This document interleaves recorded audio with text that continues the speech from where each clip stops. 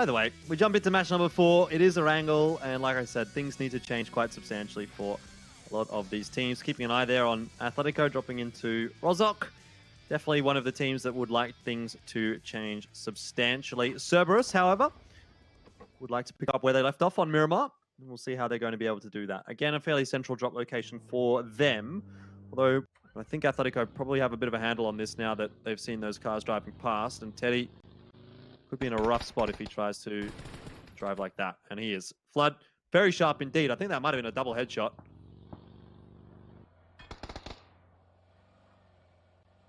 I think they really just want to get that rotation and get past Creatori here. Tony, nice spray onto Venotica, and that'll be the end of one of the day trade gaming players. And a buggy for Tony. It's like a special delivery.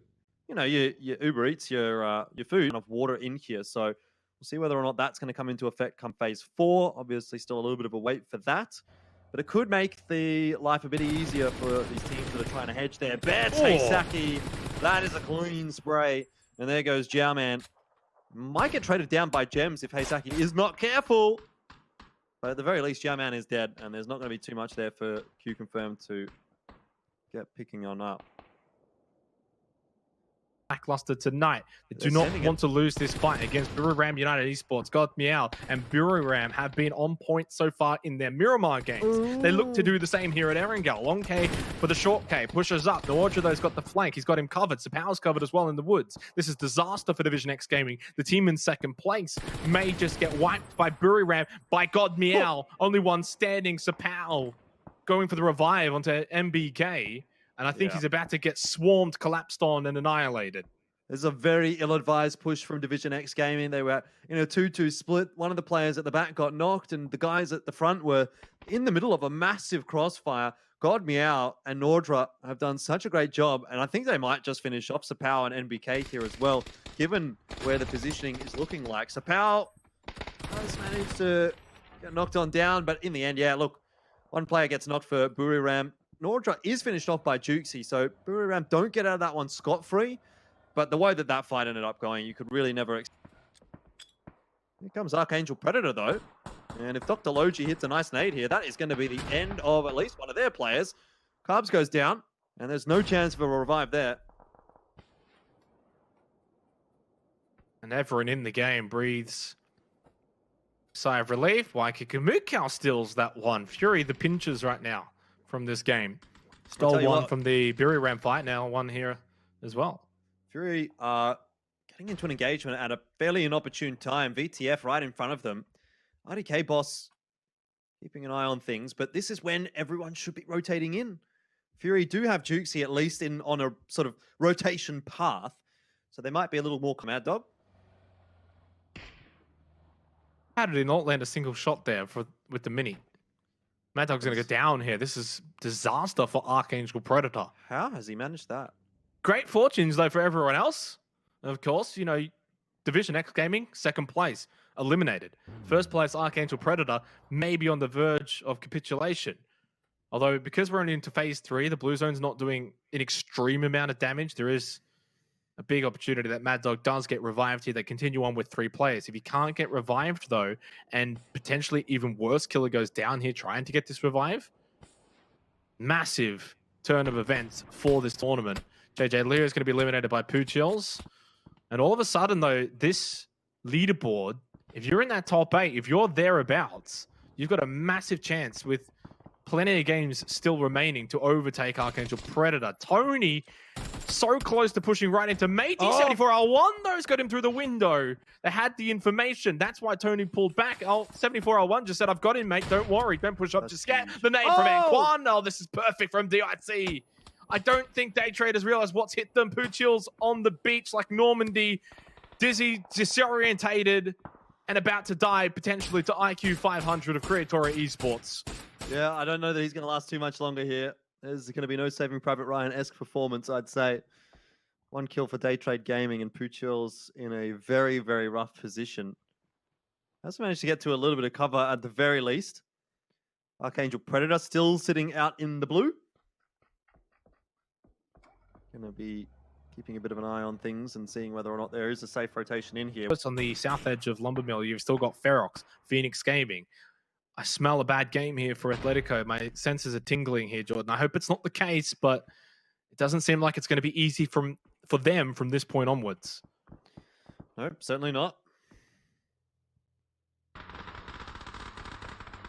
Archangel Predator not going to have an easy time either, as CJ goes on the rotate past a few teams, has managed to get in okay.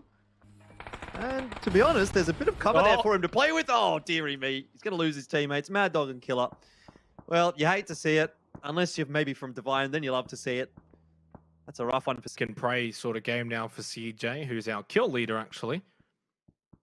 And see if he can maybe find a couple of kills, a placement point or two, and just extend their lead on Division X Gaming. Currently 16 points. If he does go out with 0 points from here, though, they will at least set a marker for the teams from 3rd to 10 that are still in this game, that they can close this gap. Someone from 3 to 10, if they go on and say win this game and pick up 10 kills, will be within single digits at the very least onto Archangel Predator. Nikus is eliminated by Greeny. Dr. Logi prone close by to Fury. They're going to be pretty happy with it.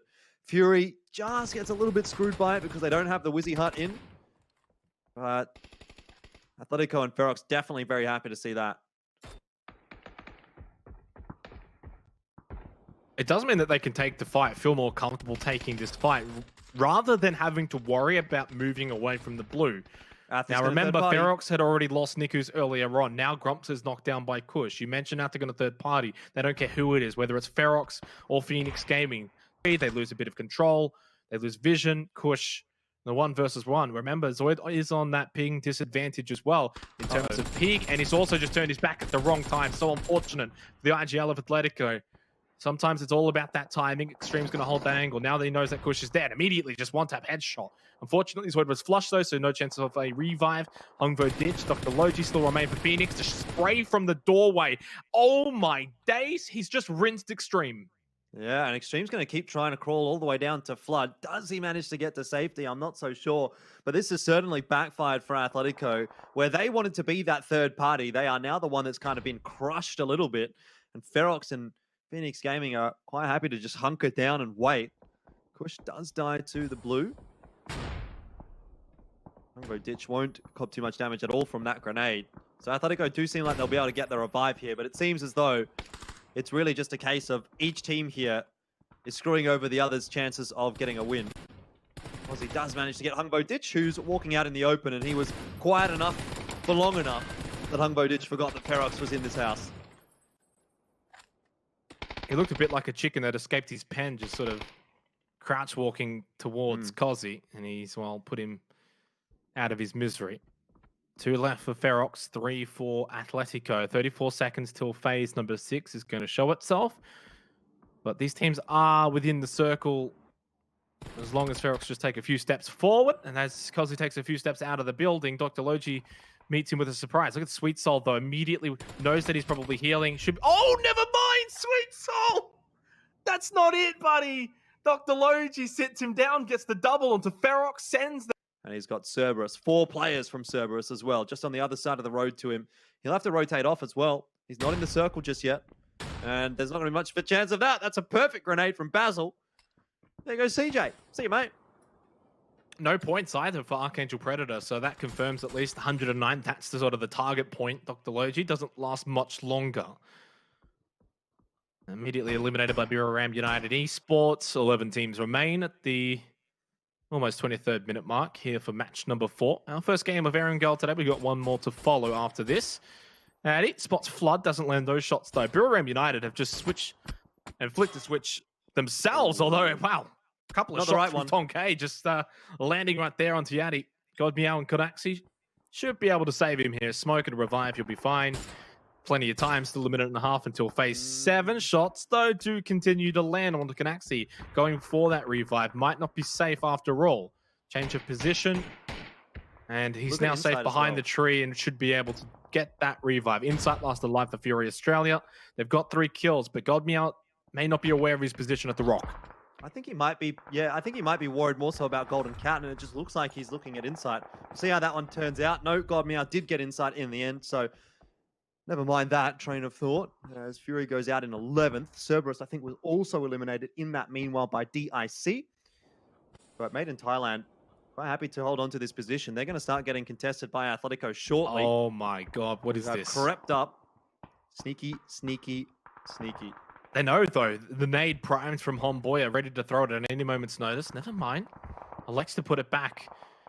Atletico have made very little noise, and not only themselves making little noise, but everyone down in Milta firing. You can hear and see the kill feed lighting up. There's not much noise, but yet somehow Made in Thailand are aware. No. Homboy, how did you get that information? Underarm. It's going to go too far because it bounced off of the Dacia. They don't have to move. Linksy still holds at the door. It's a 3 versus 4 in favor of Made in Thailand. GC lose Tino. Immediately Extreme's going to be knocked down on the entry for Atletico. Now it's a 2 versus 4, but Duckman's going to be eliminated by Linksy. Flushed immediately. Makes it a 2 versus 3 currently. Extreme was eliminated. Flood is able to push in, get one at the stairs. He gets a second one. Flood stands up for Atletico. Made in Thailand down to 1 upstairs. That's never mind. It's Minoru who jumped down. He clings them from behind. Even better play from Minoru. Eliminates, wipes, annihilates Atletico. Made in Thailand get the circle, but Q confirmed are not going to allow them to rest. They're going to push up onto this, throw the Molotovs out, and make it very difficult to continue this revive. As soon as he gets up, he goes down. Made in Thailand don't last much longer. Double kill from Gems. What a sequence of play. What am I watching? That is not just a great sequence of play from one individual team. 3 individual teams make something crazy happen. Flood with the entries. The trades back down from Minoru, and then Golden. Oh no, it's Q confirmed that ran in there. What a great Molotov getting thrown in. Perfect stuff from all 3 of those teams. In the end, it is going to be Q confirmed that's very happy with how things have turned out there. And they get control of the prime position. It's Divine and DIC who are fighting over the scraps down in Milta, and this is just a dead fight. Players are really confirmed in this position, and Levi's might even be able to pick up 1 or 2 free kills, maybe more with the help of Nikki here. Levi's knocked down and gonna die subsequently because of the blue as well. Tony trying to make his way out of the smoke. No, he's gone for the revive. That's ambitious. I mean, that blue's got a long way to move as well. I don't think you're getting that revive off. And Buriram United Esports now onto a killing spree with 10 kills. Their night continues to transition from Miramar onto Erangel, a team that was outside of the top 10, Jordan. They're gone 4th, 10th, 1st, 15th. You don't end up getting that chicken dinner. Regardless, they've moved up into 2nd place. I'm flabbergasted that that has transpired tonight. JS spots NAMC just sitting in the prone near the tree. Easy kill for QC4 Horsemen, who've taken this compound where we saw so much transpire between Made in Thailand, Atletico, and then, of course, QC towards. Problem that Buriram are really quite happy with how things are going so far. And that was a nade, I think, that's gone straight in from Buriram on top of JS. Canaxi gets that knock. Gems finally gets rid of Nikki. But it is a 3-on-1 now, Xenox, and I'm not sure that you can get out of this one alive as Gems. Certainly not. Buriram United Esports were in 4th position, 84 points when we started this game. They're not going to be in 1st just yet, but they are now a challenger to the throne of Archangel Predator. Winner, winner, chicken dinner. They pick up their 3rd win. 15 kills as well. The most points gained, I think, almost close, but definitely the best kill win performance